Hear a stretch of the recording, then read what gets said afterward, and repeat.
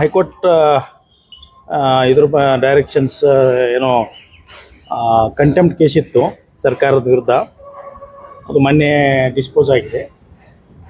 ಮೇ 31ರೊಳಗೆ ಇದನ್ನು ರಿಸರ್ವೇಷನ್ ಲಿಸ್ಟನ್ನು ಕೊಡ್ತೀವಿ ಅಂತ ಹೇಳಿ ಅಂಡರ್ಟೇಕಿಂಗ್ ತೊಗೊಂಡಿದ್ದಾರೆ ಸರ್ಕಾರದವರು. ಅದು ಕೊಟ್ಟ ತಕ್ಷಣ ನಾವು ಮಾಡ್ತೀವಿ. ಮತ್ತು ವೋಟರ್ ಸ್ಲಿಪ್ಸು ಎಲ್ಲ ನಾವು ಜಿಲ್ಲಾವಾರು ಜಿಲ್ಲಾ ಚುನಾವಣಾಧಿಕಾರಿಗಳ ಜೊತೆ ನಾವು ಇದರಲ್ಲಿದ್ದೇವೆ. ಅವರ ಸಿದ್ಧತೆಯೊಳಗೆ ನಾವು ಇರಲೇಬೇಕಾಗುತ್ತೆ ಕೆಲಸ. ಅದು ಇನ್ನೂ ಚಿಂತನೆಯಲ್ಲಿದೆ, ಚರ್ಚೆಯಲ್ಲಿದೆ. ಇದೇ ತಿಂಗಳಂತ ಹಿಂಗೆ ಅಂತ ಹೇಳೋಕ್ಕಾಗಲ್ಲ. ಆದರೆ ಅವರು ಸರ್ಕಾರದ ಹಂತದಲ್ಲಿ ರಿಸರ್ವೇಷನ್ ಲಿಸ್ಟನ್ನು ಕೊಟ್ಟಾಗ ನಮಗೆ 1.5 ರಿಂದ 2 ತಿಂಗಳು ಟೈಮ್ ಬೇಕಾಗ್ತದೆ.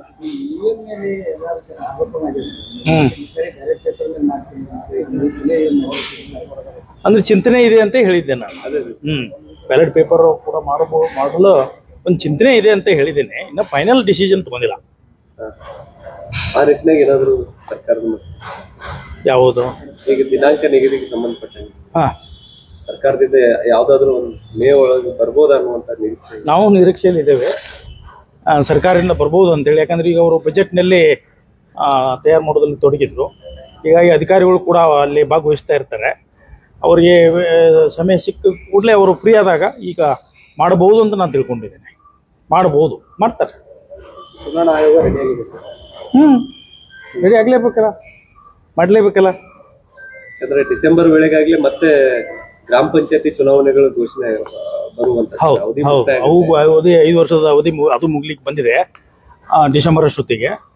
ಅದ್ರ ಜೊತೆಗೆ ಈಗ ನಾವು ಈಗ ಒಂದು 5 ಕಾರ್ಪೊರೇಷನ್ಗಳು ನಾವು ಚುನಾವಣೆ ಮಾಡುವವರಿದ್ದೇವೆ. ಯಾವುದು ಶಿವಮೊಗ್ಗ, ದಾವಣಗೆರೆ, ತುಮಕೂರು, ಮಂಗಳೂರು ಮತ್ತು ಮೈಸೂರು. ಇವು ಮಹಾನಗರ ಪಾಲಿಕೆಗಳು. ಅವುಗೂ ಕೂಡ ಅವಧಿ ಮುಗಿದಿದ್ದಾವೆ. ಅವುಗಳನ್ನು ಮಾಡಬೇಕು ಅಂಥೇಳಿ ನಾವು ಇದರಲ್ಲಿ ಚಿಂತನೆ ಮಾಡ್ತಾ ಇದ್ದೇವೆ. ಯಾಕಂತಂದರೆ ರಿಸರ್ವೇಷನ್ ಲಿಸ್ಟನ್ನು ಕೊಡಬೇಕಾಗ್ತದೆ ಸರ್ಕಾರ. ಅವರು ಎಲ್ಲ ಜಾತಿ ವರ್ಗ ಅವ್ರನ್ನ ನೋಡಿ ಯಾವುದೇ ಸಮಾಜಕ್ಕೆ ಅನ್ಯಾಯ ಆಗದಂಗೆ, ಯಾವುದೇ ಜಾತಿ ವರ್ಗಕ್ಕೆ ಅನ್ಯಾಯ ಆಗದಾಗೆ ನೋಡಿಕೊಂಡು ಅವರು ಕೊಡ್ತಾರೆ. ಕೊಟ್ಟ ತಕ್ಷಣ ನಾವು ಡೇಟನ್ನು ನಿಗದಿಪಡಿಸ್ತೀವಿ. ಯಾಕಂದರೆ ಒಂದು 6 ತಿಂಗಳ ಅವಧಿಯಲ್ಲಿ ಬಹುತೇಕ ಒಂದು 2-3 ಚುನಾವಣೆಗಳು ಬಂದ್ಬಿಡ್ತವೆ ಸರ್. ಹೌದು. ಎಷ್ಟು ಸಾಧ್ಯಕ್ಕೆ ಜಿಲ್ಲಾ ಪಂಚಾಯತಿ ಬೇಗ ಮುಗಿದ್ರೆ ಮತ್ತೆ ಮುಂದೆ ಅನುಕೂಲಗಳು ಅನುಕೂಲ ಅಂದರೆ ಇದು ಒಳ್ಳೆ ಅಭಿವೃದ್ಧಿ ಕೆಲಸಕ್ಕೆ ಅನುಕೂಲ ಆಗ್ತದೆ ಅಂತ.